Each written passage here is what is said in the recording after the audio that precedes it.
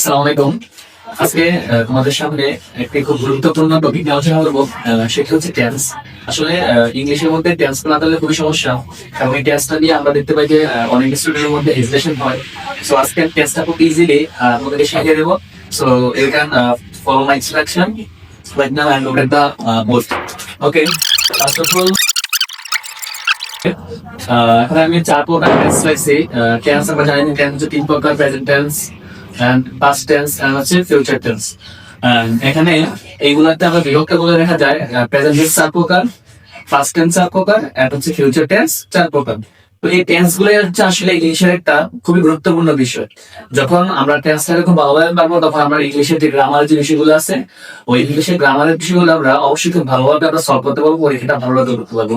তো আমরা এখন কোন টেন্সটা কিভাবে চিনবো, খুব তাড়াতাড়ি মাথায় কিভাবে আমরা ফলো করতে পারবো, ওইটা এখন আমরা শিখবো, ঠিক আছে? সো এখন আসলে present indefinite tense, present indefinite টেন্সের একটা স্ট্রাকচার আছে। প্রথমে হচ্ছে একটা সাবজেক্ট থাকবে, প্লাস থাকবে একটা ভিইআরভি ভার্ব, ভার্বের ভি1, এবং থাকবে একটা জাস্ট অবজেক্ট। এটা হচ্ছে প্রেজেন্ট ইনডিফিনিট টেন্সের স্ট্রাকচার। যদি আমি এখানে একটা এক্সাম্পল দিই, যেমন আমি লিখলাম হি reads a book. He reads a book. সে একটি বই পড়ে, সে একটি বই পড়ে। খুবই সাধারণ একটা কথা।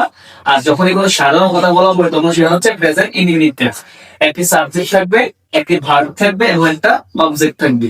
এখানে একটা সাবজেক্ট আছে, একটা ভার্ব আছে, এবং একটা অবজেক্ট আছে। এটা হচ্ছে কোনটা? Present indefinite tense. আমরা এই নোটসটা মনে রাখবো, এবং হচ্ছে আমরা একটা উদাহরণ দিয়ে লিখে দিলাম। এবং সেকেন্ডলি আমরা যখন এই প্রেজেন্ট ইনডিফিনিট টেন্সটাকে আমরা কি করবো, এখন প্রেজেন্ট কন্টিনিউয়াস টেন্সে রূপান্তর করবো। কিভাবে করবো?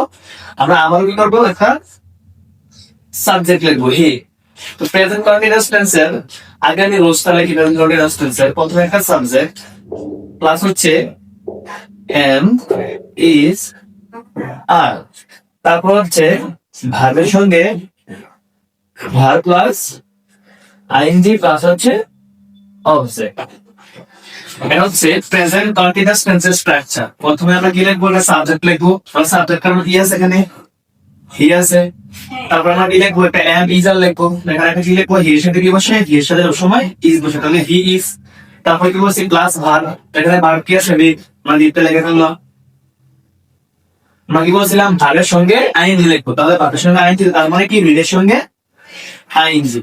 তো হি ইজ রিডিং। তারপর কি লিখবো? একটা অবজেক্ট লিখবো। এখানে একটা অবজেক্টটা কি আছে? এ বুক। বুক। ওকে, ইটস ফাইন। খুবই ইজি। প্রেজেন্ট ইনডিফিনিট টেন্স থেকে আমরা কি করলাম? প্রেজেন্ট কন্টিনিউয়াস টেন্স করলাম। ঠিক সেম উপায়ে আমরা কি করবো? এই লেখাটাকে হি রিডস বুক, এটাকে আমরা কি করবো? প্রেজেন্ট পারফেক্ট টেন্স রূপান্তর করব। কিভাবে করতে পারি আমরা? ফার্স্ট অফ অল আমরা স্ট্রাকচার লিখব। আমরা সাবজেক্ট লিখবো, তারপরে লিখবো আমরা কি? ভার্বের থ্রি, বি3 লিখবো। ভার্বের পাস্ট পার্টিসিপল ফর্ম লিখবো। দেন হচ্ছে সরি সাবজেক্ট লিখবো। দেন হচ্ছে আমরা হ্যাভ অথবা হ্যাজ লিখবো। কি লিখবো? হ্যাভ অথবা লিখবো হ্যাজ। তারপর লিখবো আমরা ভার্বের থ্রি, অর্থাৎ ভার্বের পাস্ট পার্টিসিপল ফর্ম, এবং তারপর লিখবো লাস্ট অবজেক্ট।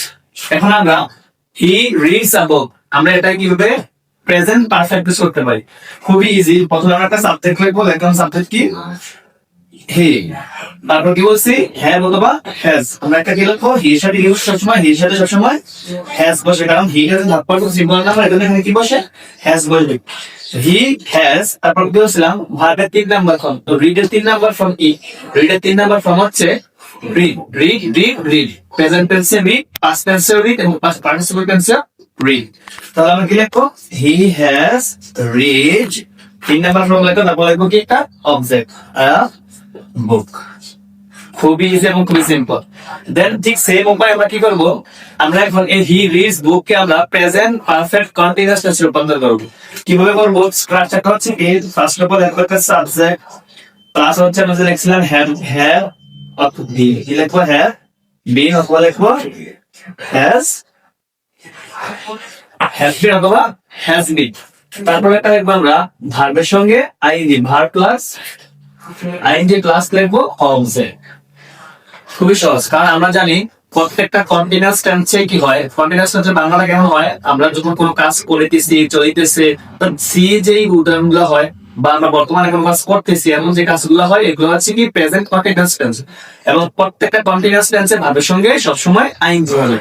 তো লাস্টলি যখন আমরা করবো প্রেজেন্ট পারফেক্ট কন্টিনিউয়াস টেন্স, তখন আমরা কি করবো, প্রথমে একটা সাবজেক্ট, এখানে সাবজেক্ট কি আছে, হি আছে, লিখলাম হি। তারপর কি বলছিলাম, একটা হ্যাভ বিন অথবা হ্যাজ বিন হবে, তো হি এর সাথে কি বসবে, অবশ্যই হ্যাজ বসবে। তাহলে কি লিখবো, হ্যাজ বিন, কি লিখবো, হ্যাজ বিন। দেন হচ্ছে আমরা কি করবো, লেটস প্লাস ভার্বের সঙ্গে আইএনজি, এখানে মেইন ভার্ব কি আছে, রিড। তাহলে রিডের সাথে কি লিখবো, রিডের সাথে আমরা আইএনজি লিখবো। তাহলে আমরা লিখবো কি, রিড আইএনজি। তাহলে কি হয়েছে, he has been reading a বুক, হচ্ছে অবজেক্ট। ওকে, এটা হচ্ছে present indefinite tense. Present indefinite tense, present continuous tense, present perfect tense, হচ্ছে প্রেজেন্ট পারফেক্ট কন্টিনিউয়াস টেন্স। আমরা যখন এই স্ট্রাকচার গুলো মনে রাখবো, তখন খুব সহজে আমরা কি করতে পারবো, টেন্সটাকে আমাদের মাথায় রাখতে পারবো।